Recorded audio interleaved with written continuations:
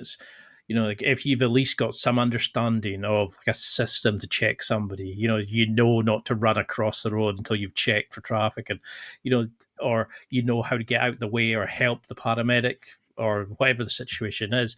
At least you're kind of opening up people into this sort of thing. And I mean, there's ways you can learn, like trial a bit, like train up to a certain level. But I mean, Right. hopefully we'll never need it, but at least it's there. And I think that's the great thing about it. But I mean, my brother-in-law works in, like, he's a gas turbine engineer, but part of what he does when he's home on his offshore is he works in the mountain rescue service. And we get a lot of people, because we're in the Highlands of Scotland, who start at the bottom of a mountain and they're like, oh, that's nice warm. So they've got jeans and a t-shirt on. They don't realize as they ascend, it's going to get colder, and before they know it, the weather can change and they're soaked through, not got walking boots and all that kind of stuff. Do you find, like we were talking about earlier about, like, people in situations where there's not a traditional medical infrastructure, you know how do you find it's people's stupidity in a way gets them into trouble a lot of times? How can we make them realize it's like to prep for it, to understand, hopefully you'll never need it, but just have something like a GPS watch, have a Mhm. like a bleeding, some gauze strips, have a like a hypothermia blanket, stuff like that. Hopefully you'll never need these things, or even a torch. A lot of people don't have these kind of basic tools.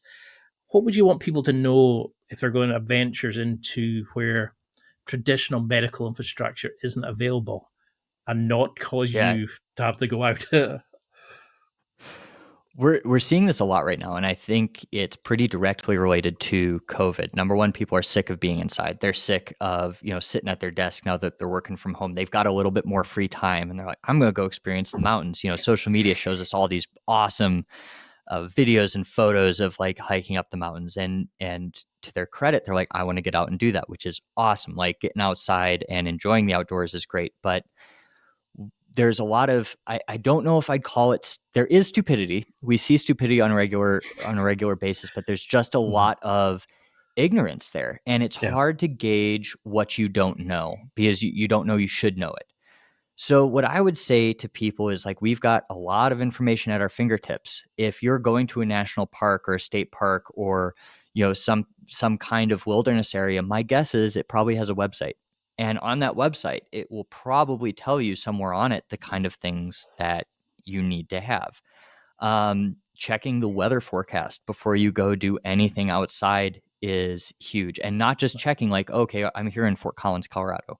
I'm not checking here. I want to know what it's going to be like on the mountain. And there are mountain reporting stations that we can look at, because that's going to be drastically different.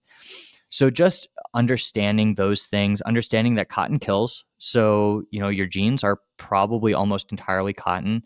The shirt that you have on is almost entirely cotton, and you can hike in those things, but they are not going to insulate you when you get wet.